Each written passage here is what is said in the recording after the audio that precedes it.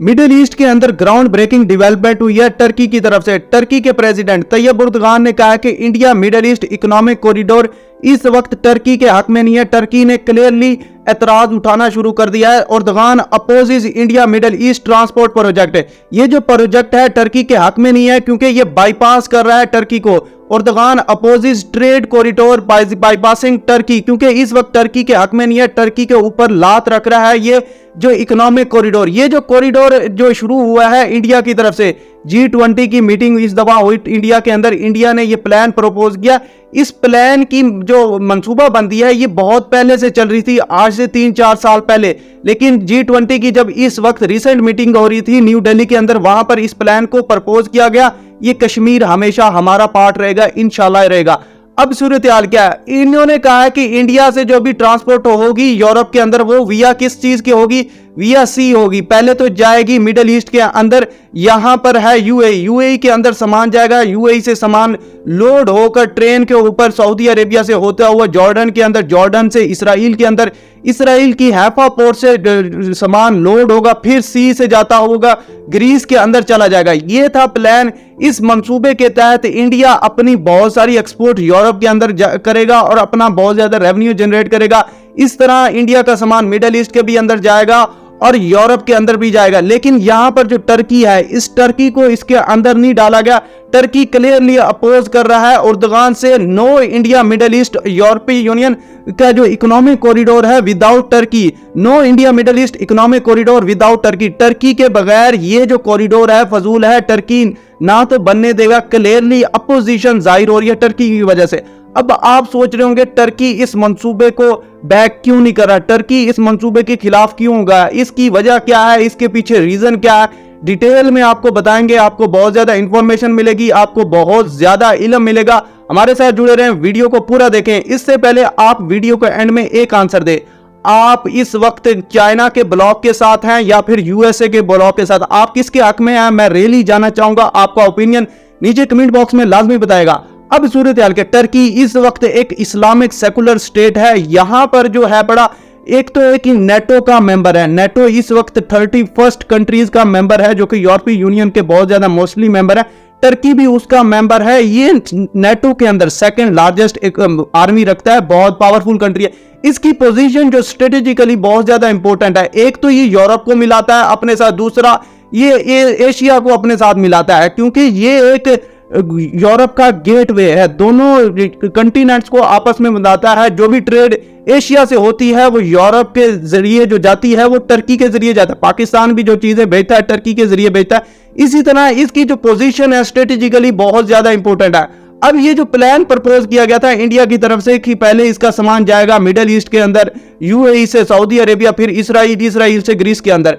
पहले जो इंडिया का सामान जाता था विया यमन से, गल्फ ऑफ ईडन से, रेड सी से होता हुआ या इजिप्ट की सुएज कनाल से ट्रांसफर होकर ग्रीस के अंदर यूरोपीय यूनियन के अंदर जाता है। ये था पहले का प्लान ये। लेकिन ये इंडिया ने ये प्लान प्रपोज किया ताकि उसको फायदा हो, उसको बहुत ज्यादा रेवेन्यू जनरेट करे। लेकिन ये जो टर्की है, टर्की इसको अपोज कर रहा है। टर्की इस वजह से अपोज कर रहा है क्योंकि इसके अंदर अमेरिका है, यूएसए है।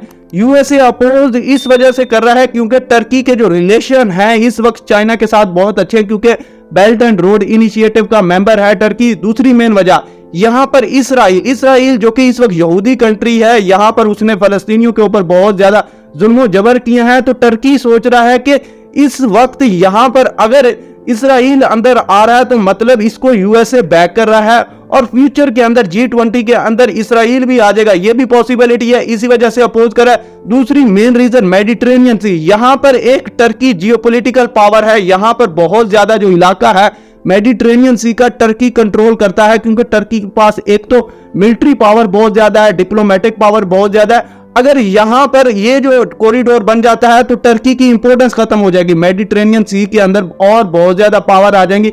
टर्की की जो पावर है वो डेमिनिश हो जाएगी, कम हो जाएगी। तो टर्की इसी वजह से इस प्लान को अपोज कर रहा है। दूसरी मेन रीजन, जब टर्की बाहर चला जाएगा तो सऊदी अरेबिया मिडिल ईस्ट के अंदर एक इमर्जिंग पावर उभर कर आएगा, टर्की की इंपॉर्टेंस खत्म हो जाएगी। तो जब सऊदी अरेबिया एक पावर बन जाएगा तो टर्की को क्लियरली नजर आ रहा है कि मुझे इस प्लान को अपोज करना चाहिए।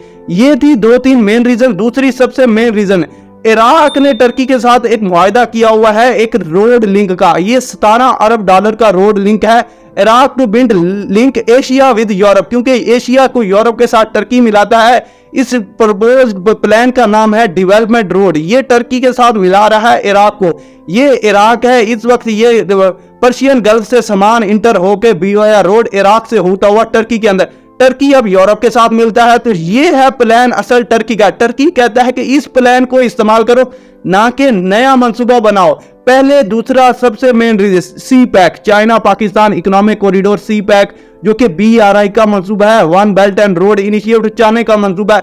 चाइना का जो वेस्टर्न हिस्सा है जो रोड जाता है सबसे पहले सेंट्रल एशिया से ईरान, ईरान के बाद इस्तांबुल टर्की के अंदर जाता है, फिर टर्की यूरोप के अंदर वो सामान ट्रांसफर करेगा। यहां पर उसको क्लियरली पता चल रहा है कि ये अपोज कर रहे हैं BRI को। चाइना का जो BRI है बेल्ट एंड रोड इनिशिएटिव, उसको ये मंसूबा बनाया गया है। इस वक्त इंडिया का ये जो प्लान आया है India Middle East economic corridor, अगर उसको पता चला है इससे जो BRI की पावर है वो कम होगी, चाइना का इन्फ्लुएंस टर्की के करीब बहुत ज्यादा कम होगा, इसी वजह से इस प्लान को अपोज कर रहा है। ये दूसरी मेन रीजन थी। अब सूरत हाल क्या है, इस वक्त टर्की की जो लोकेशन है वो जियो स्ट्रेटेजिकली बहुत ज्यादा इंपॉर्टेंट है। मैं समझता हूं कि अगर इराक से चीजें जा रही हैं टर्की के अंदर यूरोप के अंदर, ये प्लान अच्छा है। इंडिया ने प्रपोज क्या प्लान किया, यहां से इंडिया की मुंबई पोर्ट से लोड होंगी, UAE के अंदर जाएंगी via sea, मतलब किसी कार्गो शिप के ऊपर, उसके बाद यहाँ पे ट्रेन पे लदेंगी, फिर इसराइल के अंदर, फिर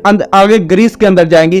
तो ये थोड़ा सा लेंथी प्रोसेस हो जाता हूं। मैं समझता हूं अगर यहां पर इसी सामान को यहां से अगर इंडिया अपनी चाबहार पोर्ट पर लेके जाता, चाबहार पोर्ट ईरान से होता टर्की, अगर दूसरा ये जो प्लान है इराक और टर्की का, इसका प्लान है डेवलपमेंट रोड, ये 17 अरब डॉलर का है पड़ा। ये जो प्लान है बहुत अच्छा है। अगर बाद में मिडिल ईस्ट को इस रोड के साथ लिंक किया जाएगा तो ये बहुत अच्छा है। एक तो सामान की जो तरसील है वो बहुत आसानी से होगी, बहुत ज्यादा टाइम नहीं लगेगा, टर्की को भी फायदा होगा, इंडिया का सामान भी बदल। जब ये जो इंडिया का प्लान है यहां से यहां पर आएगा, यहां पर जो टाइम लगेगा वो बहुत ज्यादा लगेगा। एक चीज 10 रुपए की है तो यहां पर इस मंसूबे के तहत कम से कम उसकी प्राइस 10 टाइम ज्यादा हो जाएगी, 10 टाइम एक्स्ट्रा हो जाएगी। यहां पर जो नुकसान हो रहा है दोनों प्रपोज प्लान से इजिप्ट को सुएज कनाल, पहले जो ट्रेड होती है रेड सी से होती है, मेडिटेरेनियन सी, दुनिया की 10% ट्रेड होती है यहाँ पर सुएज कनाल से। अगर यहाँ से ट्रेड बंद होगी, ये जो प्रपोज प्लान बन गया टर्की के जरिए ये जा रहा है,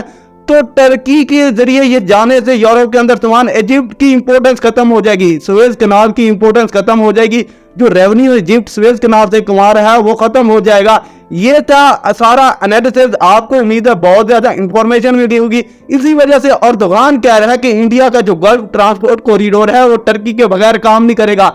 एक तो चाइना के साथ उसके रिलेशनशिप BRI को काउंटर करने के लिए, लेकिन ये पॉसिबल नहीं है। BRI इतनी जल्दी काउंटर नहीं होगा क्योंकि ऑलरेडी BRI अपना बहुत ज्यादा influence middle east, Africa, Europe के अंदर बना चुका है। ये एक फील्ड प्रोजेक्ट होगा, देखते हैं फ्यूचर में क्या डेवलपमेंट होगी। और सबसे खतरा सुएज कनाल का इजिप्ट को होगा, वो उसका जो प्रोटेस्ट है अभी तक सामने नहीं आया। आप क्या कहते हैं, इसको जो मंसूबा है किस तरह होना चाहिए था? ये जो मंसूबा है या फिर पाकिस्तान से होता हुआ इंडिया का सामान ईरान, ईरान से इराक, टर्की और फिर यूरोप के अंदर जाना चाहिए था? मे भी बाद में हम मिडिल ईस्ट को टर्की के साथ मिला दे, तो ये प्लान अच्छा है? या फिर इंडिया का जो प्रपोज प्लान है India Middle East economic corridor, जिसमें इसराइल भी शामिल है? सबसे बड़ी मजे की बात, अब यहाँ सऊदी अरेबिया इसराइल के साथ अपने डिप्लोमेटिक टाइज बनाने जा रहा है। इस वक्त USA यहाँ पर आ रहा है, USA इसराइल और मिडिल ईस्ट के ताल्लुकात अच्छे करवाने जा रहा है। आप क्या सोचते हैं इसके बारे में? लाजमी कमेंट बॉक्स में बताइएगा। हमारे साथ जुड़ रहे हैं, आपको बहुत ज्यादा इंफॉर्मेटिव वीडियोस मिलती रहेंगी हमेशा। की watching, stay tuned with us. may Allah bless you। Allah Hafiz.